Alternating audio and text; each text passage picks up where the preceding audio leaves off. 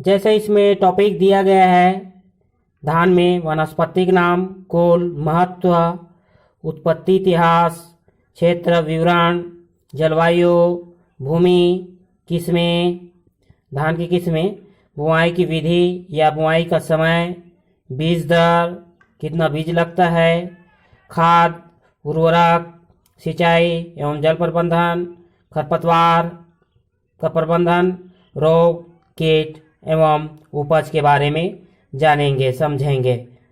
और आगे आप लोगों को और बताया जा रहा है।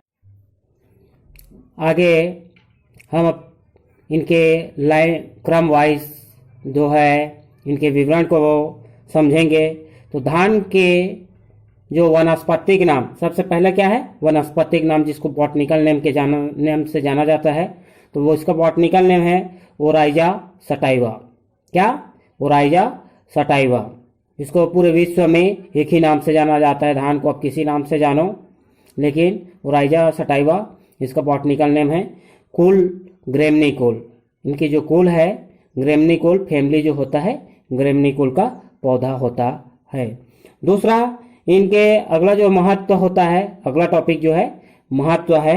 इसके महत्व में संसार के अधिकतर देशों में भोज्य पदार्थ के लिए जैसे चावल का ही प्रयोग किया जाता है। हमारे देश में और अन्य देशों में इसका प्रयोग भोज्य पदार्थों में, खाद्यान्न में जो है चावल के रूप में खाने के लिए प्रयोग किया जाता है। इसी से अनुमान लगाया जाता है कि लगभग 50% जनता का प्रमुख भोजन चावल है। भोज्य पदार्थों में प्रमुखता रूप से अपना स्थान रखने वाला चावल ही है, जिसको हम खाने के लिए प्रयोग में करते हैं। भारत में भी धान विभिन्न खाद्य फसलों में से एक प्रमुख तथा प्रथम स्थान रखने वाली महत्वपूर्ण फसल है। भोजन के अतिरिक्त इसे कपड़ा उद्योग में भी प्रयोग किया जाता।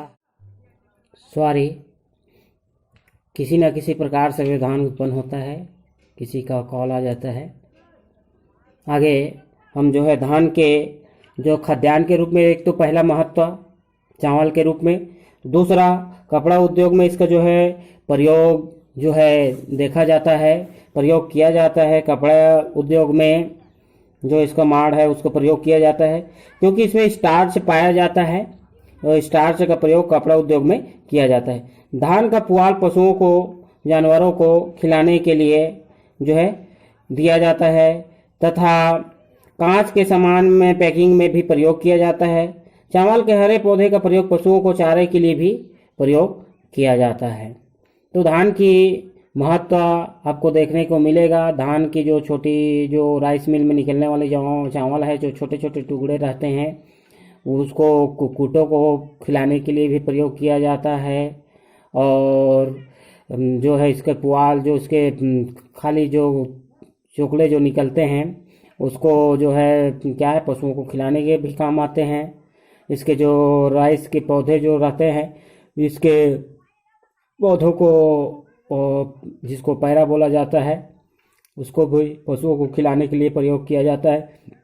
और इन्हीं का प्रयोग आपके गोबर, गाय भैंस के जो मलमूत्र आपके है, गोबर आपके मलमूत्र है, उसमें प्रयोग करके समाहित करके आपके गोबर खाद भी बनाया जाता है।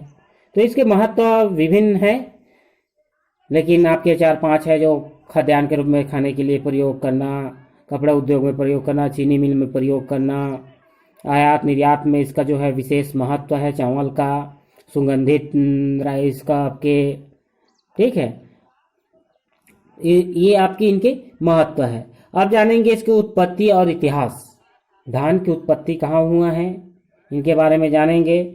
धान तो हमारे देश में प्राय प्राचीन काल से ही उत्पादित होते आ रहा है। ऋग्वेद में भी इसका वर्णन मिलता है और मोहनजोदड़ो की, हड़प्पा की खुदाइयों में भी इसका जो है प्रयोग, मतलब इसका जो चावल का जो विद्वानों का मत है कि भारत में चावल जो है 5000 ईसा पूर्व ही उगाया जा रहा है। तो ये इनकी उत्पत्ति है।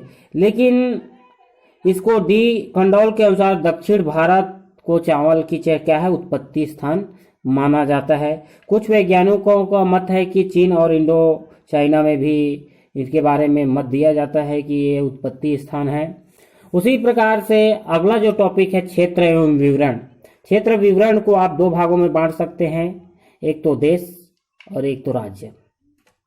तो देश में कौन कौन से देश है, तो विदेशों में, अन्य देशों में भी आपके जैसे बहुत सारे जो देश जो है दिया जाता है अन्य फसलों में, सभी फसलों में आपके चीन, अमेरिका, आपके चाइना, है ना, संयुक्त राष्ट्र अमेरिका जो है आपके आएगा। तो बहुत सारी चीज़ है जो आपके देश जो आएगा इसमें आते रहता है। तो उसी प्रकार क्षेत्र के बारे में जानेंगे। भारत में धान का क्षेत्रफल और उत्पादन जो है गेहूं से लगभग दुगना है। हमारे देश में इस समय लगभग 128 मिलियन हेक्टेयर भूमि में खाद्यान्न होता है, जिसमें धान लगभग 40 मिलियन हेक्टेयर होता है, अर्थात कुल भूमि का लगभग 1/3 भाग होता है। और 42 मिलियन टन चावल उत्पादन प्रतिवर्ष हमारे यहाँ होता है।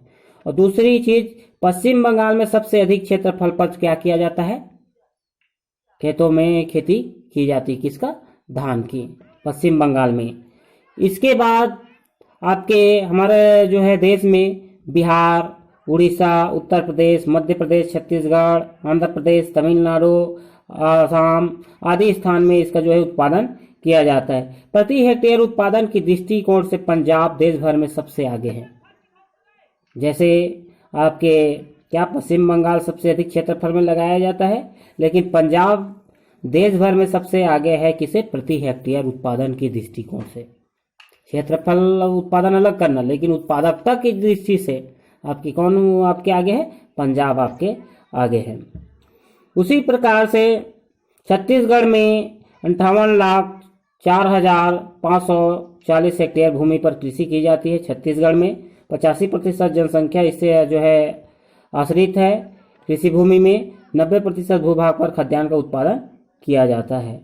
और देखा जाए आज की दृष्टिकोण में तो 20,000 से भी ज्यादा धान की किस्मों का जर्म प्लाज्म का संग्रह है।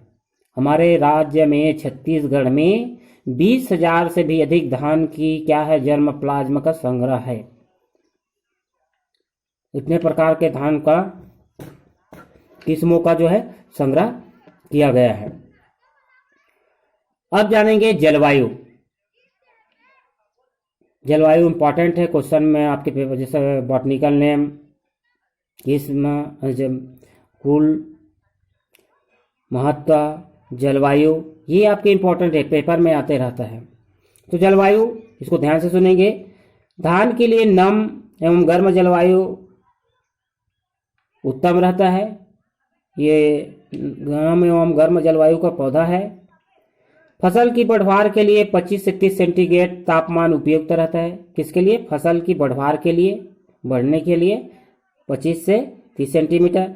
पकने के लिए 20 से 25 सेंटीग्रेड तापमान उपयुक्त रहता है। सामान्य रूप से पर इसकी खेती 50 से 200 सेंटीमीटर वार्षिक वर्षा वाले क्षेत्र में की जाती है।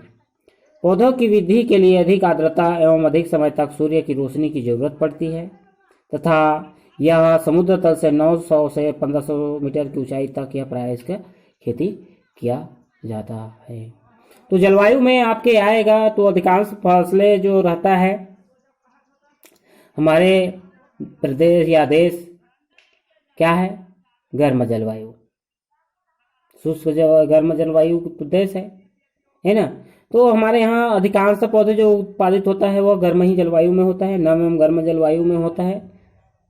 सम शीतोष्ण जलवायु का है जिसमें हम अधिक उत्पादन करते हैं और यही 25 से 30 सेंटीग्रेड तापमान में ही अधिकांशतः वृद्धि और विकास होता है और 20 से 25 सेंटीग्रेड में इसमें पकते हैं।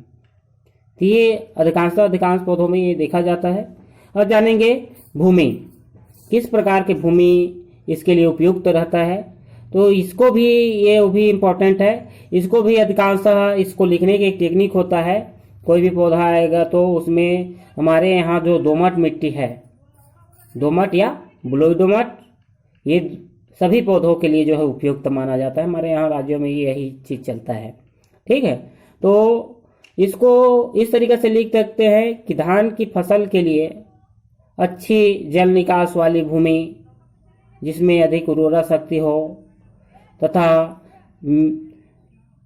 दोमट एवं बलुई दोमट मिट्टी जो है इसके लिए उपयुक्त रहता है, ये अधिकांश पौधों के लिए। इसमें आपके चिकनी मिट्टी, चिकनी आपके बलुई में आपके दोमट मिट्टी जो है उपयुक्त माना जाता है। तो दोमट जिसमें उर्वरा शक्ति प्रचुर मात्रा में हो, ऐसे मृदा क्या रहता है, उपयुक्त रहता है, ये लिखेंगे। तो इसको एक बार सुन लेंगे। धान के लिए अधिक समय तक पानी रोकने वाली, मतलब जल निकास जो है पानी धारण करने की क्षमता होने वाली ऐसे भूमि चिकनी या मटियार भूमि उपयुक्त रहती है।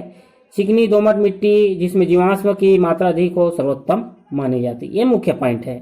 चिकनी क्या है, दोमट मिट्टी जिसमें जीवाश्म की मात्रा अधिक होता है सर्वोत्तम मानी जाती है। जहां सिंचाई की सुविधा हो वहां हल्की भूमियों में धान सफलतापूर्वक उगाया जा सकता है। ये भूमि हो गया। धान की किस्में, धान की कौन कौन सी किस्म है, किस किस, तो अलग अलग प्रकार से अभी अलग अलग दिनों के लिए भी रहता है। 100 दिन के लिए, 120 दिन के लिए, 140 दिन के लिए संकर किस्में होती है, देसी किस्में होती हैं, सुगंधित किस्में होती है, अलग अलग किस्में रहते हैं। तो कुछ किस्मों को मैं बताता हूँ। जैसे 100 दिन से कम दिनों के पकने वाली जातियां या किस्म, जिसमें कलिंगा 4, पद्मा आनंदा, तुलसी, IR 64 115 दिन में आ जाता है, IR 36 115 दिन में आ जाता है। तो ये आपकी क्या है, कुछ वैरायटियां हैं। उसी प्रकार से और भी है, प्रसाद, IR 8 24, जया, विजया, पंत धान 4, कृष्णा, साबरमती, कृष्णा, रत्ना, ये आदि, माधुरी, पूसा, ये आपकी क्या है 140 दिन तक पक जाता है। उसी प्रकार कुछ चावल के अनुसार से जो है मोटे चावल की किस्में जैसे कावेरी जया IR 8, नगीना 22, पतले चावल में साकेत 4, रत्ना, प्रसाद टाइप आदि IR 24 ये रहता है। उसी प्रकार से मध्य प्रदेश की कुछ उगाई जाने वाली जातियां हैं जैसे कावेरी, पूसा 33, सोना, रत्ना, जया IR 24, IR 8, आदित्य, आनंदा, तुलसी, ये आदि आपके बासमती वगैरह है, श्यामला, माधुरी, स्वर्णा, जागृति, ये आदि आपकी किस्म देखने को मिलता है। अब जानेंगे जो ये अधिक बार पूछा जाता है, PAT वगैरह में पूछा जाता है, वो है छत्तीसगढ़ में उगाई जाने वाली धान की परंपरागत प्रमुख सुगंधित किस्में। सुगंधित, तो इसमें कंपोजिट किस्में में जो सुगंधित होता है बादशाह भोग, लाल चावल, चिन्नौर जिसको BD 1295 के नाम से जाना जाता है, दुबराज, छत्री, कुबरी, मोहर BD 401 के नाम से जाना जाता है। उसी प्रकार से शीघ्र आने वाली सुकुल मुंडी BD 1054, कदम फूल BD 1363, लाखों कुंवर BD 1 के नाम से जाना जाता है, लल्लू 14 BD 2 के नाम से जाना जाता है। धान की कुछ किस्में हैं, तो इसमें जैसे बादशाह भोग, लाल चावल, आपके दुबराज, आपके कुबरी, मोहर, आपके लल्लू और लाखों कुंवर, तो इसको BD 1 BD 2 ऐसा करके आप लिख सकते हैं।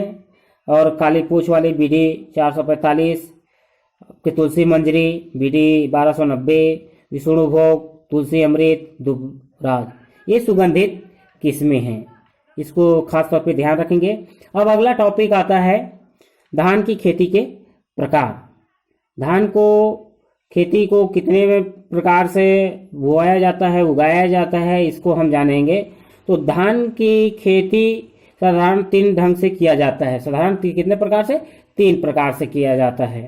पहला, धान की रोपाई द्वारा खेती करना, प्लांटेशन द्वारा रोपाई करना। धान के बीज को सीधे खेत में बोकर खेती करना। उसी प्रकार से तीसरा, ब्यासी करके।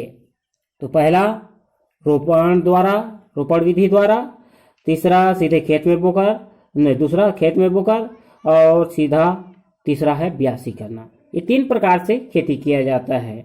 अब खेती करने के लिए जैसे धान की रोपाई द्वारा खेती करना, यह विधि उन क्षेत्रों में किया जाता है जहां सिंचाई की अधिक सुविधा होती है और मजदूर आसानी से मिल जाते हैं, वहां पे किया जाता है। तो इसके लिए सबसे पहले खेत तैयार करना।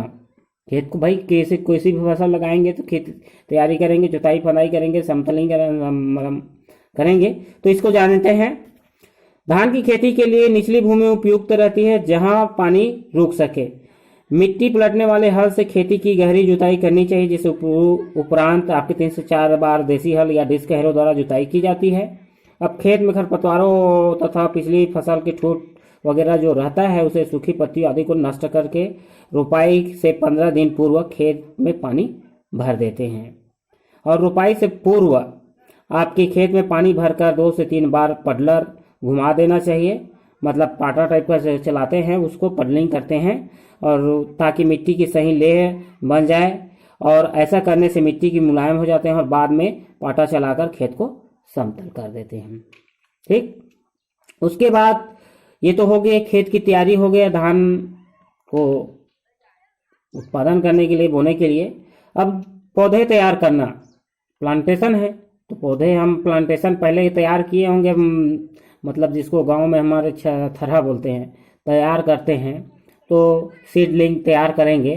तो सीडलिंग के पौधे तैयार करना, धान के लिए पौधा घर या नर्सरी स्थान पर जहाँ सिंचाई की साधन हो, प्राय नर्सरी क्षेत्रफल धान रोपे जाने वाले क्षेत्र का 20वां भाग 1/20वां भाग रखा जाता है। अतः 1 हेक्टेयर धान की रोपाई के लिए 10,000/20 अर्थात बराबर 500 वर्ग मीटर पौधा क्षेत्रफल होना चाहिए। 1 हेक्टेयर के लिए 500 वर्ग मीटर की जो है क्षेत्रफल होनी चाहिए। क्यारियों का आकार आमतौर पर 8 मीटर लंबा तथा 1.25 मीटर चौड़ा 10 वर्ग मीटर की क्षेत्रफल होना चाहिए तथा 2 क्यारियों के बीच 30 सेंटीमीटर की नालियां अवश्य देनी चाहिए। मेड़े नहीं बनाई जाती। क्यारियों की ऊंचाई 10 से 12 सेंटीमीटर होती है ताकि सिंचाई करते समय तथा जल निकास में बाधा न पड़े। ये आपके, और बीज नर्सरी में 15 जून के आसपास बो देना चाहिए, है ना। जून में, जैसे ही आप जून में 15 जून के आसपास आपके क्या है